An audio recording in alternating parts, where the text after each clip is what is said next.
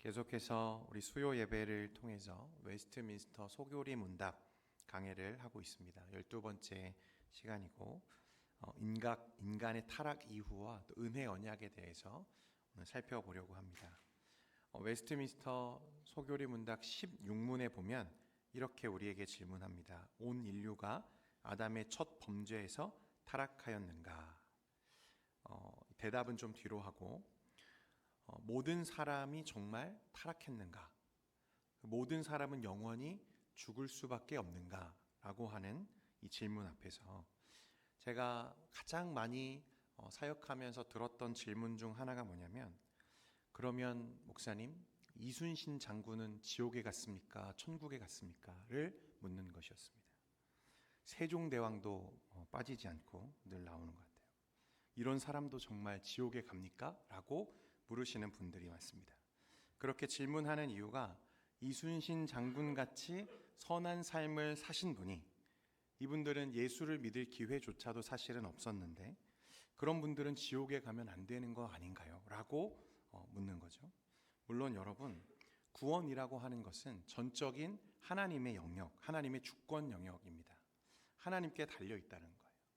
여러분, 엿장수가 엿을 자를 때 가위질을 몇 번 하는지 아십니까? 모르시죠? 저도 모릅니다. 네, 엿장수 맘이잖아요. 그죠? 하나님의 구원은 하나님의 계획과 하나님의 뜻에 달려있다는 거예요.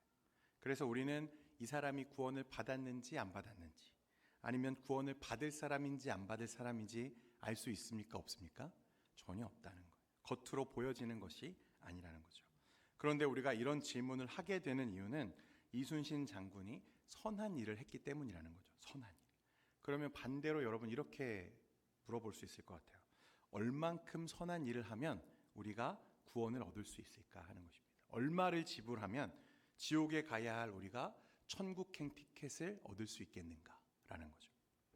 로마서 10장 5절 말씀에 보면요, 모세가 기록하되 율법으로 말미암는 의를 행하는 사람은 그 의로 살리라 하였거니와, 말씀도 만약 우리가 율법으로 말미암는 의를 행한다면 어떻게 말씀합니까? 그 의로 산다고 말씀했어요. 그러니까 율법의 의를 전부 다 하나도 빠짐없이 늘 계속해서 지킬 수 있다면 그 의로 어디에 갈 수 있다? 천국에 갈 수 있다. 의롭다 여겨질 수 있다고 말씀하고 있다는 거예요. 그런데 문제는 무엇입니까? 우리에게는 그 의를, 율법의 의를 늘 하나도 빠짐없이 지킬 능력이 사실상 없는 게 문제입니다. 그래서 성경은 또한 우리에게 뭐라고 말하냐면 의인은 없나니 하나도 없다고 말씀하는 거죠. 길은 있지만 그 길을 갈 능력이 우리에게는 없다는 사실입니다. 이게 죄 때문이죠, 죄. 그래서 우리 스스로의 행위로는 영생과 구원을 얻을 수 없다는 것이 결론적인 이 성경의 선언입니다. 의인은 없으니 하나도 없다. 모든 사람은 첫사람 아담의 범죄로 말미암아 그 안에서 타락하게 되었고, 그 결과는 하나님이 정령 죽으리라 말씀하신 대로 어떻게 되는 거죠? 죽음밖에는 없다는 것입니다. 그래서 이 질문에 대한 웨스트민스터의 대답이 이렇습니다. 아담과 함께 읽겠습니다. 시작. 아담과 체결한 언약은 그 자신뿐만 아니라 그에게서 출생할 후손까지 포함한 것이어서 그에게서 통상적인 방법으로 출생하는 모든 인류는 그 안에서 함께 타락하였다. 이미 여러 차례 설명한 것처럼 이는 아담 한 사람과 하나님이 맺으신 언약이 아니었고, 아담 안에서 아담으로부터 태어날 모든 후손까지 포함된 것이어서 통상적인 방법으로 출생하는 모든 인류는 그 안에서 범죄하였고 그와 함께 타락했다고 성경은 우리에게 말하고 있다는 거예요.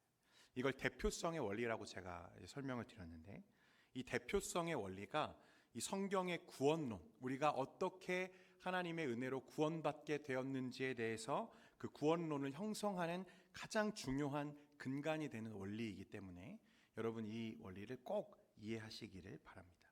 로마서 5장 19절 말씀 같이 한번 읽겠습니다. 시작.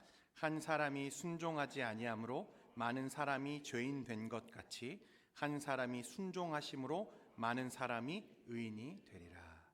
아담 한 사람의 범죄로 모든 인류가 죄에 빠진 것과 동일한 논리로 두 번째 아담이자 온 인류의 구원자이신 예수 그리스도의 순종과 의로 이를 믿는 모든 자가 하나님께 의로움을 인정받게 된다는 이 원리, 이것이 대표성의 원리입니다. 이게 기독교가 말하는 구원의 근간을 이루는 핵심 사상이죠.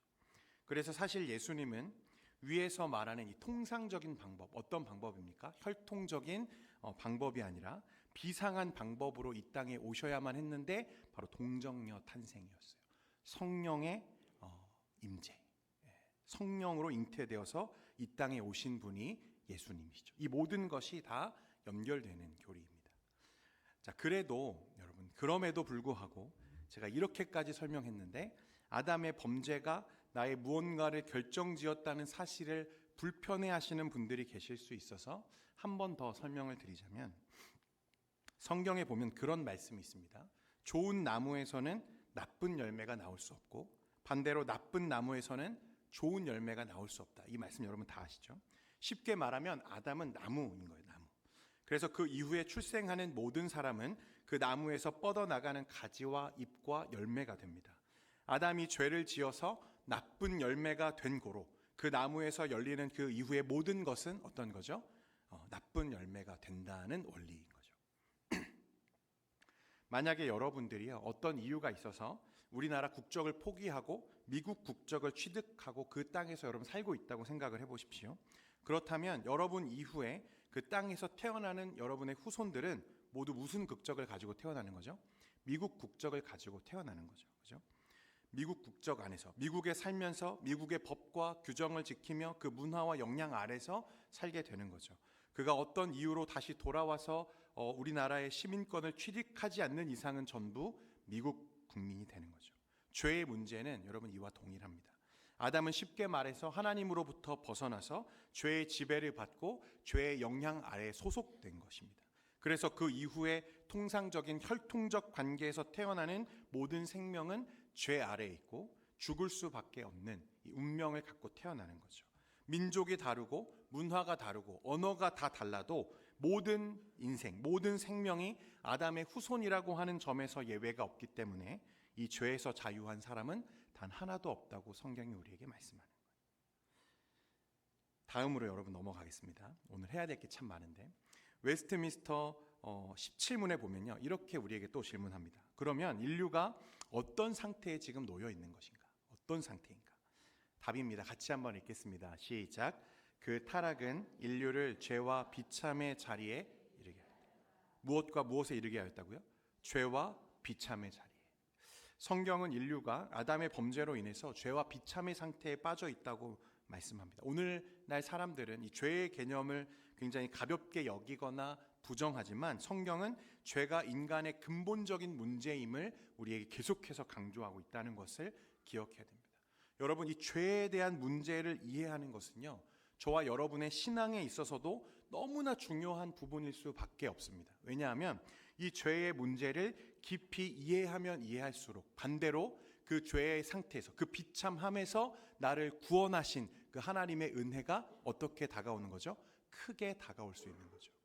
죄에 대한 이해가 깊어지면 깊어질수록 내가 얼마나 절망스럽고 내가 얼마나 비참한 상태였는지를 깨달으면 깨달을수록 그 반대로 우리를 그 비참함에서 건져서 하나님 나라의 자녀 삼아주신 그 아버지의 은혜가 얼마나 큰지를 비로소 우리가 알 수 있다는 거예요.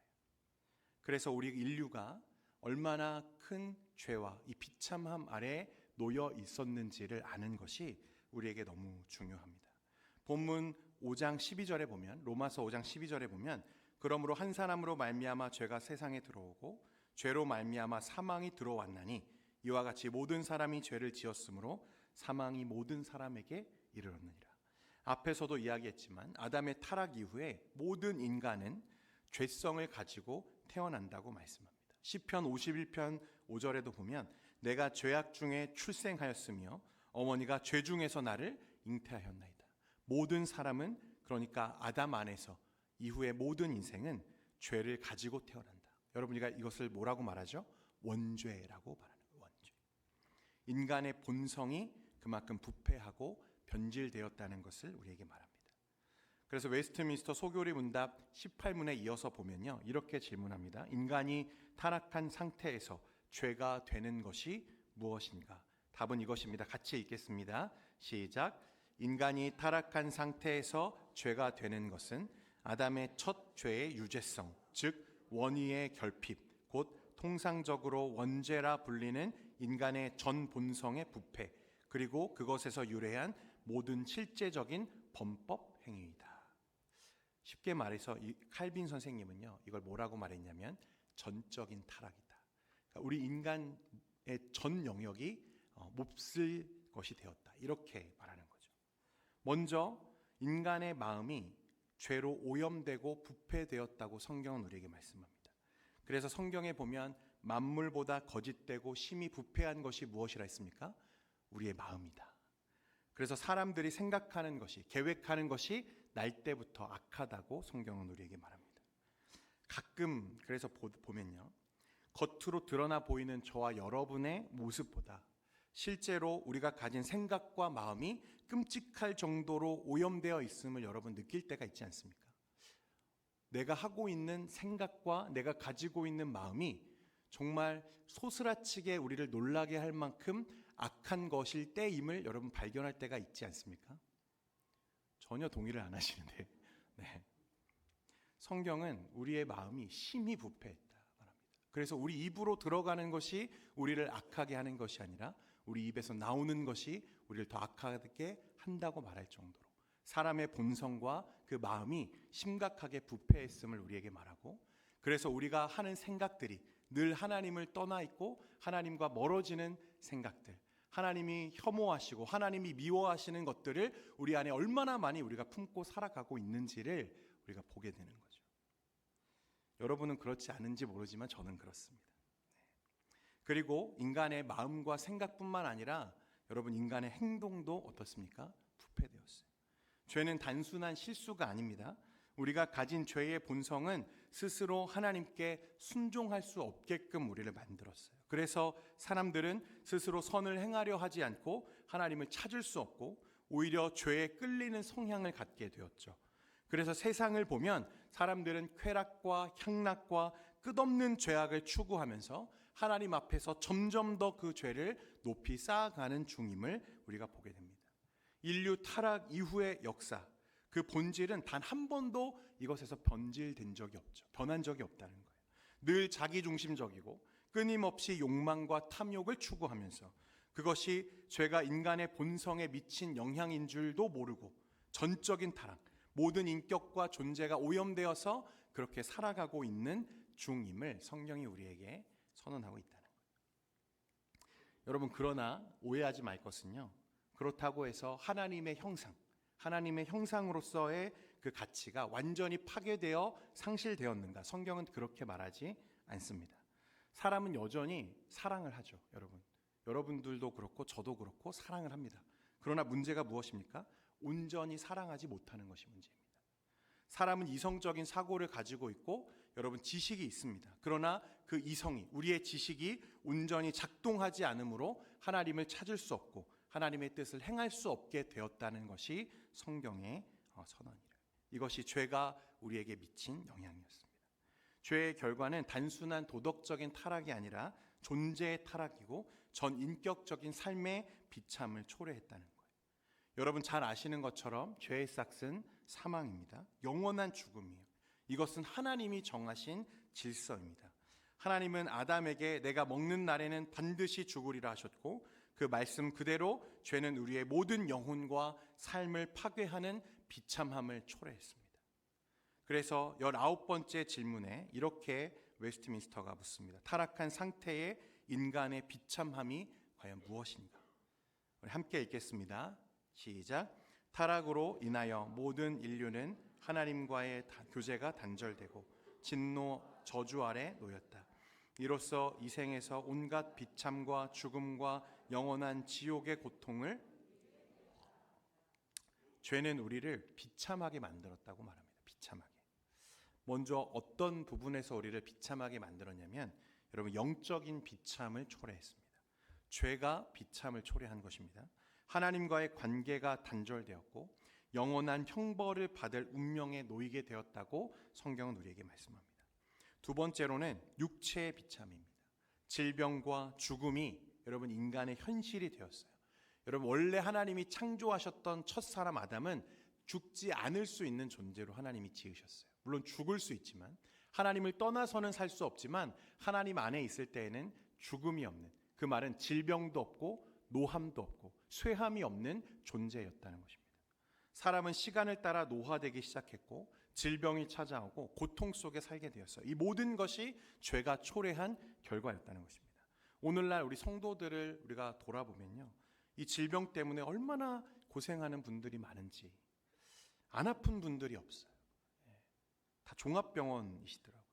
무릎부터 머리끝까지 안 아픈 곳이 없는, 통증 때문에 밤에 잠을 못 이루시는 분들도 많고, 식사를 못 하시는 분, 수술과 입원과 이것들을 반복하며 살고 있는 분들, 이 모든 것은 사실 죄로 말미암아 발생한 인간의 비참함이었습니다. 원래 하나님이 계획하시고 창조하셨던 세상에는 있지 않았던 것들이죠. 또 죄는 무엇을 비참하게 만들었냐면 우리 인간 사회를 비참한 사회로 만들었어요. 모든 관계를 파괴하죠. 인간 관계의 갈등이 끝이 없고 늘 불화하며 전쟁과 폭력이 끊이지 않는 것은 모두 죄 때문이라고 성경이 우리에게 말하는 거예요. 탐욕과 욕심이 불러오는 재앙이죠. 여러분, 아담이 에덴에서 추방된 이후에 한 세대가 지나가기도 전에 어떤 일이 일어났는지 아시죠? 존속살해, 형이 동생을 질투하여 쳐 죽이는 끔찍한 살인사건이 일어납니다. 가인과 아벨이죠. 여러분, 이 일이 인류 역사에 끊이지 않고 계속해서 반복되는 중이에요. 지금도 세계 곳곳에서 전쟁이 일어나고 있고 수많은 사람들이 기아에 허덕이고 죽어가는 중에 있습니다. 죄가 들어온 이래 인류 역사는 단 한순간도 온전하게 평화를 누린 적이 없는 거죠. 얼마나 비참합니까? 모든 인생이 평화와 화평을 갈구하고 갈망하지만 오직 전쟁과 분쟁, 미움과 다툼이 가득한 세상을 지금 저와 여러분이 살아가고 있는 거죠. 사회뿐만 아니라 여러분, 우리의 개개인의 삶이 어떻습니까? 매일매일이 전쟁이잖아요. 가정에서도, 일터에서도 치열하고 수고스럽고 고단하며 퍽퍽한 우리의 인생길, 참으로 비참한 인생이 아닐 수 없다. 그 수고스러움이 여러분 다 할 날이 없는 거죠. 그리고 마지막으로 여러분, 이 죄는 우리가 살고 있는 이 지구 자체의 환경에도 영향을 미쳤는데 환경적인 파괴와 오염이 비참함으로 드러납니다. 자연재해와 생태계의 파괴죠.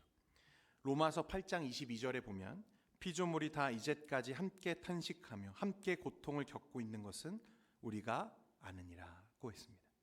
세상이 너무나 여러분 빠르게 오염되고 있습니다. 파괴되죠. 어렸을 때 우리가 보던 아름다움이 어쩜 이렇게 빠르게 소실되어 가는지 안타까움을 금할 수가 없습니다. 그리고 그 자연을 파괴하는 유일한 존재는 누구입니까? 인간이죠. 영적으로, 육적으로, 또 우리의 사회도, 우리가 살고 있는 이 자연 환경마저도 죄의 영향을 받았고 비참한 상태에 놓여 있다고 말할 수 있습니다. 그리고 그중 가장 비참한 것은 우리는 이 비참한 상황을 끝낼 방법도 능력도 가지고 있지 않다는 사실입니다. 스스로의 구원에 대해서 무능하며 무지한 존재가 되었다는 거예요. 이것이 가장 큰 비참함이었습니다. 이대로라면 여러분 너무나 절망스럽죠. 아무런 소망이 없는 것입니다. 영원히 고통받으며 영원한 죽음을 살아야 하는 이 끊어진 존재, 완전히 단절된 존재, 그것이 성경이 바라보는 인간의 상태이라는 거예요. 그리고 저와 여러분도 예외 없이 이 죄 아래에 있었고 죄의 사망 아래 저와 여러분이 살았던 것을 우리가 기억해야 됩니다. 그런데 그런 우리를, 이런 절망과 좌절과 상실과 비참함 가운데 있던 우리를 버려두지 않으시고 우리를 구원하고자 하셨던 분이 계셨는데 그분이 하나님이시죠. 에베소서 1장 4절 말씀 같이 한번 읽겠습니다. 시작. 곧 창세 전에 그리스도 안에서 우리를 택하사 우리로 사랑 안에서 그 앞에 거룩하고 흠이 없게 하시려고. 아멘. 웨스트민스터 소교리 문답 20문에 보면 이렇게 질문합니다. 하나님께서 모든 인류를 죄와 비참에서 멸망하도록 버려두셨는가? 대답은 이것입니다. 우리 같이 읽겠습니다. 시작. 하나님께서 당신의 순전하고 선하신 기쁨에서 영원부터 몇 사람을 영생에 이르도록 선택하시고 은혜 언약을 체결하사 그들의 죄와 비참에서 건져 구속자를 통한 구원의 상태로 옮기신다. 뭔가 말이 굉장히 어렵고 길지만 하나님은 우리를 비참한 자리에 두시지 않았다고 말씀합니다. 에베소서 말씀에 보았던 것처럼 창세 전에 하나님은 이 세상을 창조하시기 전에 이미 저와 여러분을 향한 구원을 계획하셨습니다. 여러분 이 사실을 믿으십니까? 하나님은 사람을 창조하실 때 너무 그를 사랑하셔서 무엇을 주셨다 했죠? 자유의지를 주셨다. 우리 지난 시간에 이 얘기를 했는데 그 자유의지는 유일하게 어미하신 하나님의 말씀, 그 권능과 권위를 거스를 수 있는 유일한 존재라는 말입니다. 하나님은 우리가 자발적으로 이 자유의지를 가지고 하나님을 사랑하고 하나님을 섬기고 순종하기를 원하셨지만 또한 이 자유의지로 인해서 범죄하여 타락할 수 있는 존재라는 사실도 하나님은 아셨어요. 그래서 이 세상을 창조하시기 전에 하나님이 이 세상을 계획하실 때 무엇을 계획하셨어요? 포함하셔서 우리의 구원을 포함하셔서 이 세상을 계획하셨다는 거예요. 따라서 주님은 세상을 창조하시기 전에 이미 우리를 향한 구원을 계획하셨고 삼위 하나님은 이 구원을 논의하셨다고 성경은 말씀합니다. 그리고 나서 세상을 창조하신 거예요. 여러분 다시요. 하나님은 세상을 창조하시기 전에 이미 세상을 계획하셨는데 그 계획 안에는 저와 여러분을 향한 구원과 구속의 논의가 포함되어 있었다는 거예요. 그 논의가 이루어진 후에 하나님은 자신의 계획을 이루시려고 이 땅에 세상을 창조하셨습니다. 만약 그런 계획이 선행되어 있지 않았더라면, 그런 계획이 없었더라면 사실 창조 자체가 불가능한 일이었을 거예요. 그렇게 창조하지 않으셨을 거예요. 그리고 아담이 범죄한 그 순간에 여러분 이 세상은 그대로 끝났을 것입니다. 영원한 심판과 죽음 안에 우리 인생들을 그대로 내버려 두셨을 거예요. 하나님의 계획은 그것으로 끝나는 일이었어야 한다는 것입니다. 그러나 하나님은요 그것을 원하지 않으셨어요. 그래서 아담의 범죄로 이 행위 언약이 깨어지고 하나님의 계획과 작정이 실패할 상황이 되자마자 하나님은 곧바로 이어서 하나님이 사랑하시는 자들을 구원하시기 위한 일들을 시작하셨습니다. 그게 바로 은혜 언약이에요. 여러분 무엇이라고요? 은혜 언약. 행위 언약이 깨어지고 아담의 범죄로 인해서 하나님의 계획하셨던 것들이 깨어질 위기에 놓이자마자 하나님은 이미 계획하신 대로 무엇을 우리에게 제안하셨어요? 은혜 언약을 제안하셨어요. 그 은혜 언약은 그래서 하나님의 계획과 하나님의 구원에 대한 논의에 잇대어 있는 은혜 언약입니다. 창세기 3장 15절에 보면 이렇게 말씀합니다. 같이 읽겠습니다. 시작. 내가 너로 여자와 원수가 되게 하고 내 후손도 여자의 후손과 원수가 되게 하리니 여자의 후손은 내 머리를 상하게 할 것이요 너는 그의 발꿈치를 상하게 할 것이니라 하시고, 하나님이요 아담에게 한 가지 약속을 주시죠. 말씀해 보면 장차 여자의 후손이 뱀의 무엇을? 머리를 상하게 할 것이다 이렇게 말씀하는데, 여러분 뱀은 무엇입니까? 사탄과 그 세력이죠. 후에 여인으로부터 나오는 한 구원자를 이 땅에 보내셔서 죄와 사망의 세력과 그 사탄의 머리를 부수고 승리하실 메시아가 오실 것을 하나님이 지금 누구에게 약속하셨다고요? 아담에게 곧 이어서 약속하셨어요. 구원에 대한 약속이죠. 그래서 이 말씀을 우리가 원시복음이라고 말하고 첫 은혜 언약의 계시다 이렇게 부릅니다. 행위 언약은 우리의 완전하고 자발적인 순종을 매개로 하나님의 언약을 하나님과 맺은 언약이라면, 은혜 언약은 일방적인 하나님의 구속의 약속이며 이를 믿는 자에게 주시는 하나님의 선물이라고 우리에게 말씀합니다. 에베소서 2장 8절과 9절 같이 한번 읽겠습니다. 시작. 너희는 그 은혜에 의하여 믿음으로 말미암아 구원을 받았으니 이것은 너희에게서 난 것이 아니요 하나님의 선물이라. 행위에서 난 것이 아니니 이는 누구든지 자랑하지 못하게 함이라. 아멘. 성경 말씀은 구원이 인간의 노력이나 행위가 아니라 전적으로 하나님의 은혜로 이루어진다는 것을 우리에게 강조합니다. 여러분, 행위가 아니라 무엇이라고요? 은혜입니다. 자, 이제 여러분 좀 정리를 하면 좋겠어요. 여러분, 이 사실을 여러분 잘 이해하셔야만 그 예수 그리스도의 구속의 은혜를 여러분들이 진짜로 이해할 수 있는데, 가장 먼저 여러분 이 세상을 향한 하나님의 작정, 계획이 있었다. 여러분 이 사실을 고정하시고, 하나님이 이루고자 하시는 그 계획이 있었다는 거죠. 그 계획을 이루시려고 하나님은 무엇 하셨냐면 창조하셨어요. 이 세상을 지으셨다는 것입니다. 창조한 그 세상에 지으신 첫사람과 하나님은 무엇을 맺으셨냐면 행위 언약을 맺으셨어요. 아담의 순종을 매개로 한 하나님의 영원한 생명의 언약을 아담과 맺으셨다는 거예요. 자, 그런데 이 행위 언약이 실패했습니다. 아담은 순종하지 못했고, 아담은 그 하나님의 말씀을 지키지 못했다는 거예요. 하나님의 약속을 지키고 이루는데 실패했습니다. 자, 사람은 실패했지만 여러분, 그런데 하나님도 실패하실 수 있습니까? 사람은 실패했어요. 이 언약에서 사람은 실패했지만 하나님도 과연 실패하실 수 있는가? 하나님이 실패하실 수 있는 분이라면 그 말은 무슨 말입니까? 하나님은 전능하신 분이 아니시고 전지하신 분도 아니시라는 것을 말하는 거죠. 하나님은 실패하실 수 없는 분이시죠. 그래서 세상을 지으시기 전에 무엇 하셨어요? 계획하셨고, 계획 안에 구원을 포함한 하나님의 논의가 선행되었다는 것을 말하는 거예요. 그래서 하나님의 계획은요, 아담의 실패를 통해서 여러분 실패하거나 무효화된 것이 아니라 어떻게 되었습니까? 은혜 언약이라고 하는 새로운 방편으로 갱신되었음을 우리에게 말씀하는 거예요. 아담의 실패를 여러분 우리에게 버려두지 않으시고, 하나님은 그 언약을 갱신하심으로 어떻게 하기를 원하셨어요? 하나님의 계획을 처음부터 끝까지 이루어 가시기를 원하셨다는 거예요. 그러니까 하나님은 실패하신 적이 없으세요.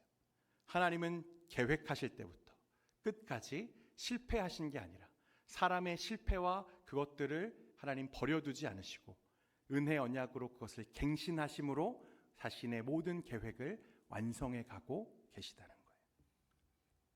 그래서 실패한 것은요, 오직 사람뿐이에요. 사람이 실패한 것이지 하나님의 계획이 무산된 게 아닙니다. 그래서 우리는 이것을 언약의 갱신이라고 말하는 거예요. 여러분, 하나님의 계획은 여전합니다. 하나님이 처음 이 세상을 지으실 때 바라셨던 이 세상이 여러분 달라진 게 아니에요.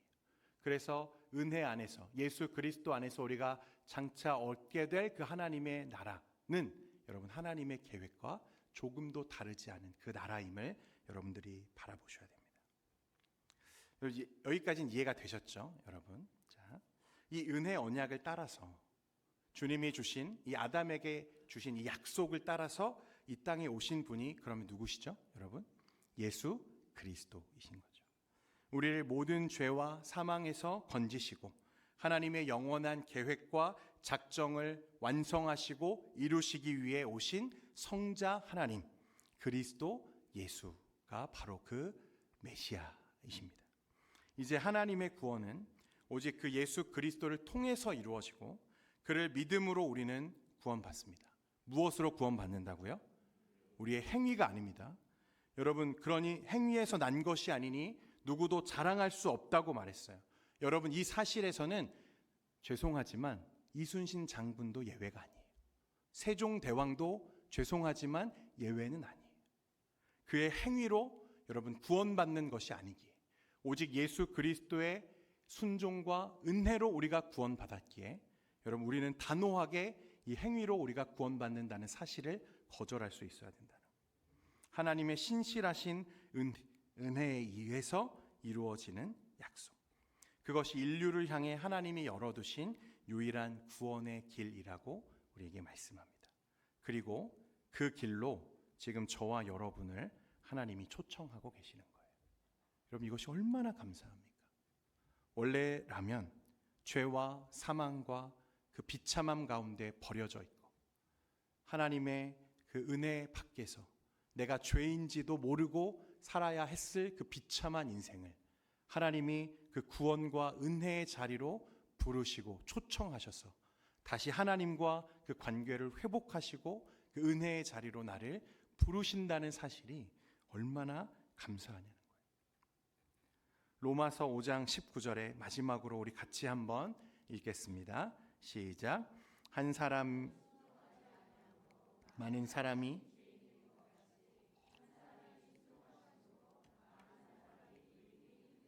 아멘. 이것은 하나님이 이 세상을 지으시기 전부터 계획하신 거예요. 예수 그리스도를 통해서 자기 백성을 구원하실 것을, 그리고 그 하나님의 계획에 예수님은 동의하셨고, 그리고 성령 하나님은 이것을 이루시는 분으로 우리에게 적용하신다. 우리의 구원을 이루신다. 이 세 삼위 하나님의 논의가 가장 먼저 있었고, 그에 이어서 하나님이 창조하시고, 예수님은 자신의 계획대로 이 땅에 오셔서 우리를 향한 하나님의 구원을 완성하시고, 성령 하나님은 그 예수 그리스도께서 이루신 십자가의 구속을 모든 백성들에게 적용하심으로 하나님의 모든 계획이 처음부터 끝까지 실패하지 않고 계속해서 이루어져 가고 있음을 성경이 우리에게 보여주고 있다는 거예요. 여러분, 이것이 성경이 우리에게 그려가고 있는 세계관입니다. 이것을 이해하셔야 돼요. 하나님의 실패, 하나님의 좌절, 여러분 그것이 아닙니다. 인간의 실패, 인간의 좌절은 있지만 하나님은 실패하신 적이 없으시다는 사실. 그래서 처음부터 우리를 조성하시기 전부터, 이 세상이 있기 전부터 저와 여러분을 계획하셨고, 여러분을 위해서 누구를 보내실 것을, 예수 그리스도를 보내실 것을 하나님은 계획하시고 이 세상을 창조하셨다는 거예요. 이 말씀 위에 여러분 흔들리지 않는 믿음으로 서기를 바랍니다. 우리를 죄와 사망에서, 모든 비참함에서 구원하실 유일한 분은 우리 주님밖에 없음을 여러분 믿으시고, 흔들리지 않는 믿음 안에서 나의 소망이신 분, 나의 유일하신 생명, 나의 구원, 우리 예수 그리스도를 굳게 붙잡는 저와 여러분 되기를 소망합니다. 교회 소식을 알려드리겠습니다. 특별 새벽 기도회가 다음 주에 있습니다. 기간은 2025년 2월 24일부터 28일까지고요. 시간은 오전 5시 30분입니다. 5시가 아니라 5시 30분이라는 것을 꼭 기억해 주시고, 장소는 본당입니다. 여러분, 가정을 위해서 기도하고 또 말씀으로 함께 묵상하는 우리 귀한 시간 되기를 소망합니다. 2025년 동현교회 재직 세미나가 있습니다. 일정은 3월 7일과 14일과 21일 3주간 금요 기도회에 진행됩니다. 아름다운 주의 교회를 주제로 우리가 재직들이 함께 모여서 말씀을 듣고 또 교회를 위해 기도하는 시간을 가지면 좋겠습니다. 꼭 오셔서 참석해 주시면 감사하겠습니다. 2030년 동현교회 3대 목표를 위한 건축구자 작정운동을 진행하고 있습니다. 여러분, 우리 교회의 부흥과 또 성장을 위해서, 우리 다음 세대의 부흥을 위해서 여러분 함께 동참해 주시면 감사하겠습니다. 동현교회 홈페이지가 새롭게 개편되었는데요. 아시는 것처럼 여러분, 우리 교회 홈페이지가 찾기가 참 쉽지 않습니다. 특히 네이버에 검색을 하시면 동현교회가 다른 교회들은 나오는데 우리 교회가 잘 안 나와요. 그래서 이번에 이것을 조금 개선해 보려고 지금 신청해 놓은 상태입니다. 그래서 한 일주일 정도 지나면 우리 교회 홈페이지도 네이버에 검색하셔도 이제 노출될 수 있도록 했는데요.